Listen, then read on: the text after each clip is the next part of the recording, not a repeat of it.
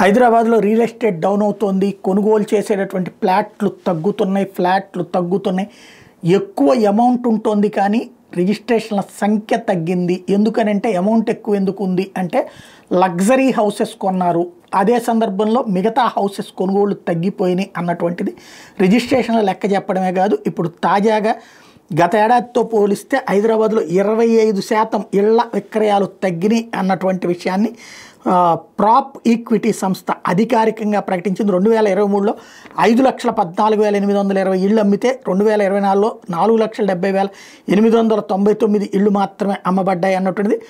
హైదరాబాద్ బెంగళూరులో కూడా ఇట్లాంటి పరిస్థితి వచ్చింది. అక్కడ ప్రభుత్వానికి సంబంధించి చేసినటువంటి దాంట్లో చెన్నైలో -11, బెంగళూరులో -9 అయితే హైదరాబాద్ ఏకంగా -25, కోల్కతా -1, ముంబై -8, ఒక్క నవీ ముంబైలో మాత్రం ఏకంగా +18 ఉంది.